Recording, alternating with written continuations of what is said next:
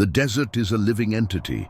It breathes, it hides, it swallows. For centuries, it has been the silent guardian of forgotten civilizations, a sea of sand that swallows everything, preserving secrets as old as time itself. But on this particular night, the desert decided to speak. It was the end of a scorching day in the central Sahara. The sand, still hot, seemed to sigh beneath the feet of the nomads who had been crossing the dunes for days. The skies grew heavy, as if the atmosphere itself knew something was about to happen. And then, without warning, the winds changed. A storm formed on the horizon with the suddenness of a crack, raising columns of sand that swirled like winged demons. For the Tuareg who camped nearby, it was a divine sign. They knew the stories. Their legends spoke of an ancient structure buried by the sands of time, hidden by the gods so that men would not repeat a mistake made millennia ago.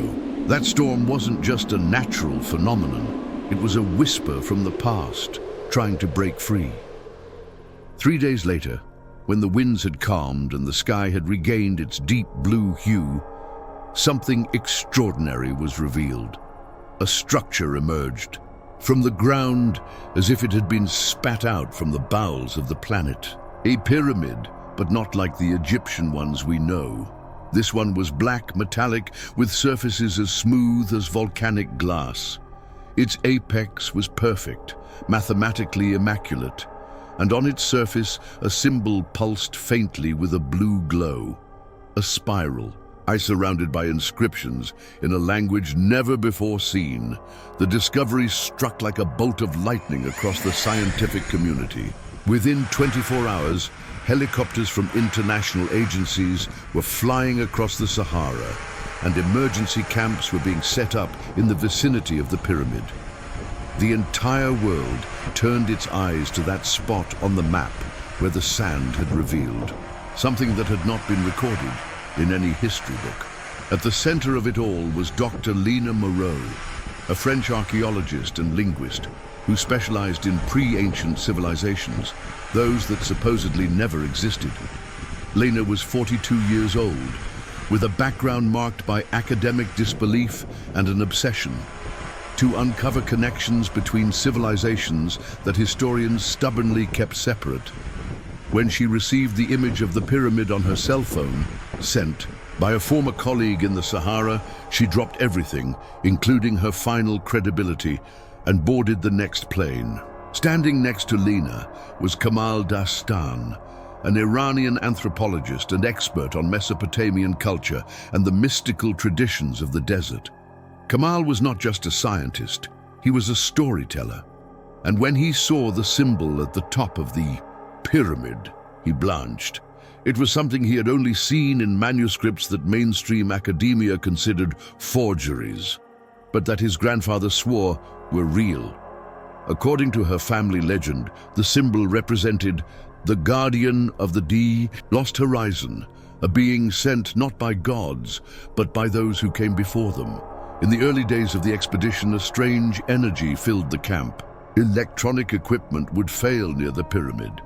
Cameras would go out for no apparent reason, and some of the team began reporting vivid dreams, all of which shared the same scenario. Dark hallways, symbols floating in the air, and a voice, whispering words in a language no one recognized, but everyone understood. Despite the risks, Lena persisted in pressing on. Something about the structure defied all known laws of archaeology, physics, and human history itself. There were no external steps, no visible inscriptions other than the symbol at the top, no apparent openings. It was as if the pyramid had not been built at all, but simply planted there, ready to be discovered when the world was ready. On the 6th day, one of the scanning team's drones detected a thermal irregularity on the south side of the pyramid. A section of the seemingly solid wall was vibrating at a different frequency. Lena, Kamal, and 2 engineers went to the site. When they touched the wall with a scanning device, the stone vibrated, recoiled, and a door opened. No fuss, no dust, No mechanical noises, just silence. Inside, the air was dry but not dead. It was as if the pyramid had its own atmosphere. Blue lights roamed the corridors, flickering softly as the explorers advanced. The walls were covered in symbols that responded to touch, projecting holograms of structures, star maps, and humanoid figures with large eyes and no mouths. Kamal fell to his knees. This can't be real," he whispered, his hands shaking. But it was. It was more real than anything they had ever studied. And in that moment, they all knew. The world had just changed. This was just the surface of the mystery. Something greater, something beyond human comprehension was about to be revealed, and the pyramid was just the first sign. In the vastness of the Sahara Desert, a colossal storm engulfs the horizon with clouds of orange sand. Winds of over 90 km/h ravage the arid land, covering camps, erasing trails, and altering the landscape. When the dust finally settles, something impossible is revealed under the first rays of sunlight. The tip of a perfectly triangular structure bursts from the earth. A group of Tuareg nomads witness the scene and send the news to the world. Experts are called in. Archaeology bows before the mystery. Within 48 hours, an international team of archaeologists, engineers, and historians had landed at a makeshift camp near the new pyramid. Dr. Lina Moreau, a renowned French Egyptologist, was leading the investigation. The structure was unlike any other that had ever been discovered. There were no visible inscriptions, no apparent entrances. The material used in the pyramid was different, a type of glazed sandstone, unknown in the records of ancient Egyptian architecture. Lina observed, "It's as if someone had buried it here, waiting for the right time." Using drones and ground-penetrating radar scanning, researchers discover that the pyramid is almost completely intact beneath the sand. The data reveals interior corridors and what appears to be a large central chamber. The structure dates back, incredibly, to more than 12,000 years ago, predating the Egyptian civilization. This contradicts everything known about human architectural evolution. Lina and her team begin to suspect either our history is wrong or it was not written by human hands. News reports from around the world broadcast images of the pyramid. Conspiracy theories abound. Aliens, Atlantis, lost technologies. Meanwhile, governments try to control access. The UN proposes turning the site into a protected research zone. Lina is under political and academic pressure. One of her colleagues, Iranian Professor Kamal Dastan, says, "The truth here will hurt egos and destroy empires of knowledge.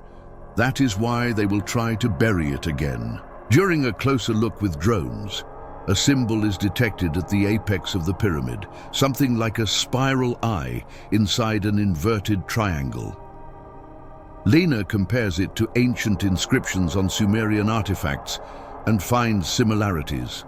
The symbol, nicknamed the Eye of Anu, is linked to myths about beings who descended from the heavens to teach men.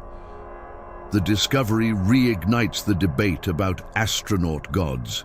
But Lina wants more than theories. She wants evidence. Engineers use sonic technology to try to open an entrance. After days of work, a side compartment gives way. The air escaping from inside is dry, heavy, and has a metallic smell. The first expedition enters the pyramid. A narrow tunnel leads to an octagonal hall with columns carved in an unknown style. In the center, a kind of altar. On its surface, glowing lines pulsate gently. No one touches it. Lina says, "We are in front of something not just made to be seen, but to be understood." After filming the interior and sending the data to universities around the world, a division forms. Some want to stop everything until they understand what they found. Others want to move forward. Lina chooses to continue, but with caution. She calls together a smaller team, only the most trustworthy. Before re-entering, she writes in her diary, "This pyramid may not have been made for us, but it chose us." Within 48 hours, an international team of archaeologists, engineers, and historians had landed at a makeshift camp near the new pyramid. Dr. Lina Moreau, a renowned French Egyptologist, was leading the investigation. The structure was unlike any other that had ever been discovered. There were no visible inscriptions, no apparent entrances.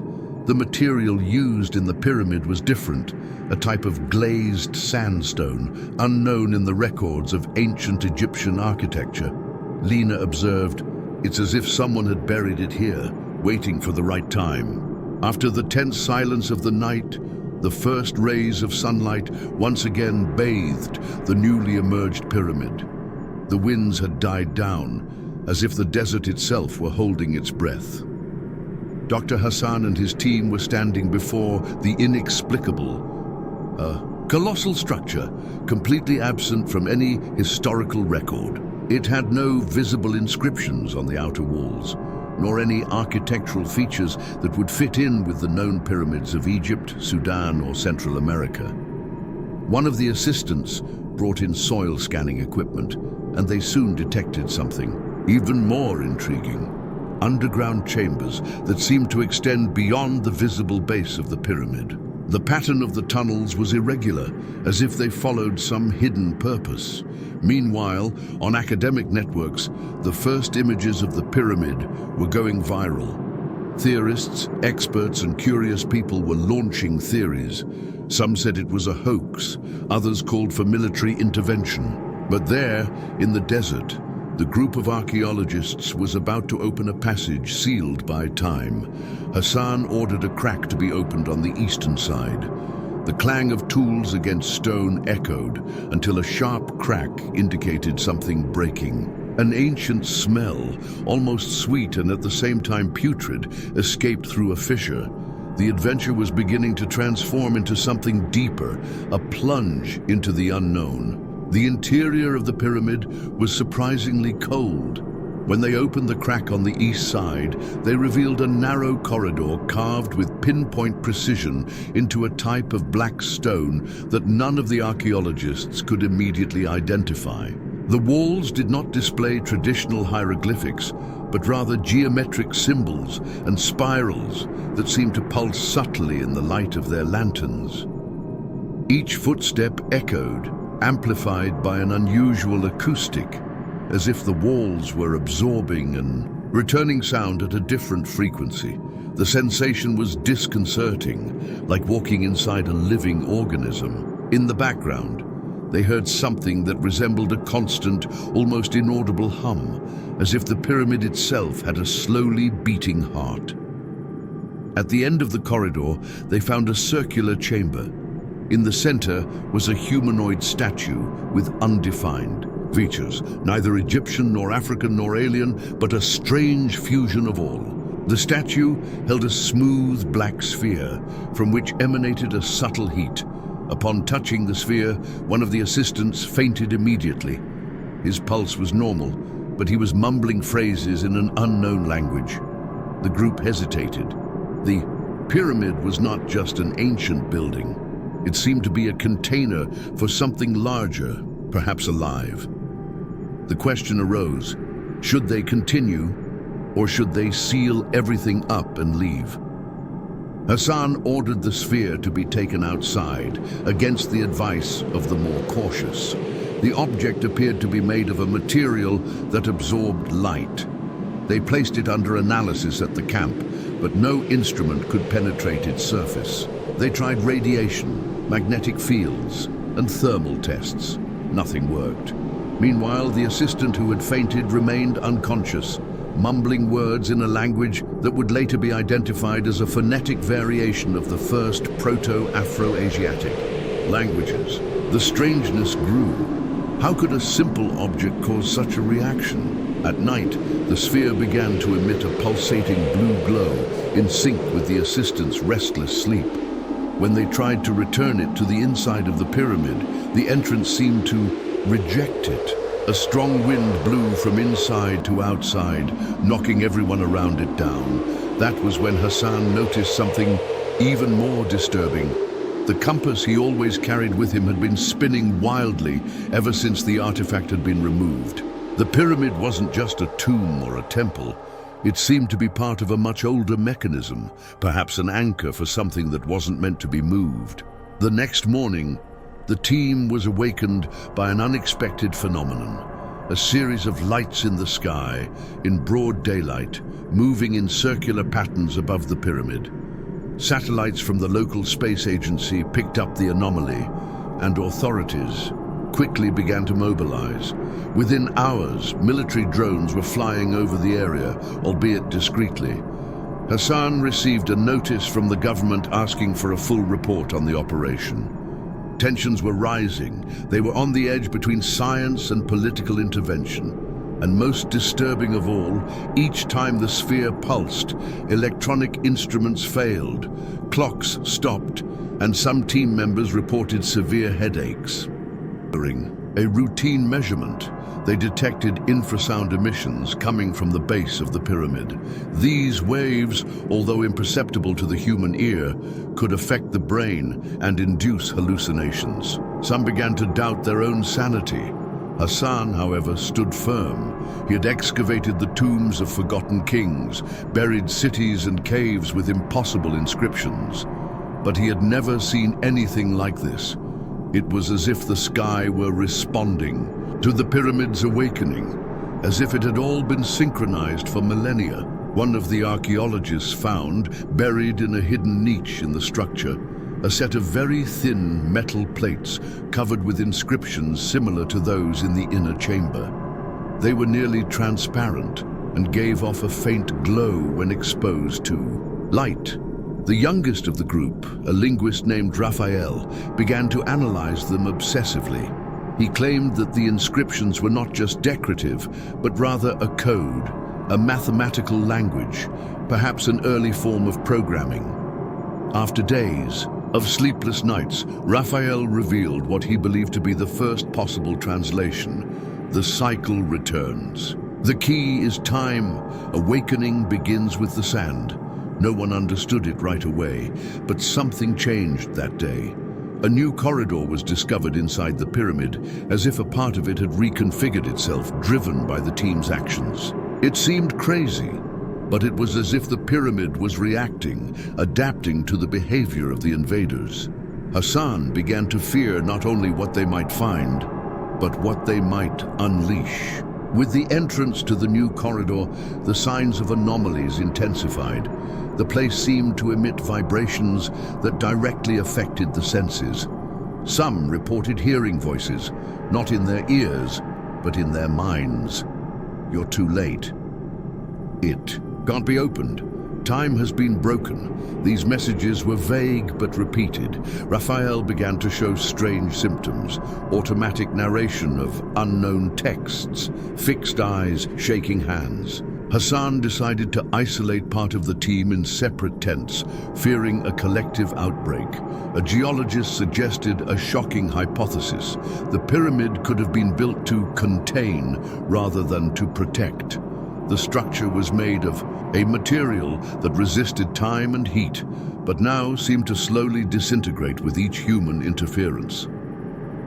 The surrounding climate began to change. Storms formed frequently, and local animals disappeared. Everything pointed to an imbalance, as if something was trying to correct the human presence in that place. At the end of the new corridor was a chamber unlike any other. A door with intricate carvings that resembled technological circuitry took up most of the wall. It was made of a shiny material, similar to liquid obsidian. In the center was a perfect socket for the sphere they had removed. Raphael, in a trance, approached and said, "It needs to go back. The seal has been broken." But Hassan hesitated. If they put the sphere back there, they would be activating something. But what? Before they could decide, the floor shook slightly. Fragments fell from the ceiling, and the sphere, as if of its own accord, began to levitate slowly toward the door. It was as if the mechanism was waking up. Hassan shouted for everyone to move away. The sphere touched the socket, and the door glowed brightly but did not open. A pulse of energy coursed through the entire structure of the pyramid. Then silence. The sphere fell to the ground, cold again. Something had been interrupted, or perhaps just begun. The main entrance to the pyramid, now wide open by the team's work, revealed a winding corridor decorated with symbols that mixed distinct cultures, Egyptian, Sumerian, and even signs that seemed modern. Dr. Karim, visibly moved, whispered, "This changes everything." Lara, with her camera, captured every detail. The silence that reigned there was not just an absence of sound, but a dense presence, as if time had stopped so that only they could see it. As they entered the central chamber, the team came across a monumental object in the center, a translucent obelisk pulsing with a faint blue light. It was as if the air itself was vibrating around it. Omar lightly touched the artifact, and for an instant, they all heard a sound, like an ancient melody echoing directly in their minds. Lara recoiled in fright, while Dr. Karim remained mesmerized. In a corner of the room, inside a sealed chest, they found a diary. It belonged to a British archaeologist who had disappeared in 1934. The pages, still preserved, revealed that he had discovered the pyramid decades earlier, but that an unexplained event had caused him to retreat. The notes mentioned visions, structures that should not exist, and a warning: the pyramid protects more than it hides. While reviewing the images, Lara noticed patterns in the pyramid's reliefs that, when digitally rearranged, formed constellations, but not those of the modern sky. They corresponded to the position of the stars more than 10,000 years ago. Dr. Karim, with the help of astronomers, confirmed it was built to align with the sky of a lost era before the civilizations we know. The local government, informed by the team, cordoned off the area and demanded silence. But Dr. Karim, defying orders, decided to continue the explorations. He claimed that this belonged to humanity, not to governments. Lara, torn, decided to publish the first images on a scientific blog. Within hours, the news spread, and the entire world turned its eyes to this forgotten part of the desert. On the last expedition, when they activated the obelisk with an ancient sound frequency discovered by Omar in Egyptian manuscripts, a projection of light flooded the room, revealing scenes of a civilization that seemed to guide others. Not gods, but masters of knowledge. They are not aliens. They are our evolved ancestors, forgotten by time, whispered Karim with tears in his eyes. The pyramid was finally closed again. But now, with the respect of the world, it became a symbol of the union between science and mystery, archaeology and imagination. Lara released a documentary. Omar became one of the most respected decoders of ancient symbols, and Karim left academia to found a school where history could be taught with freedom, courage, and emotion. The pyramid remains silent, but its secret has been shared, not only with scholars, but with all humanity.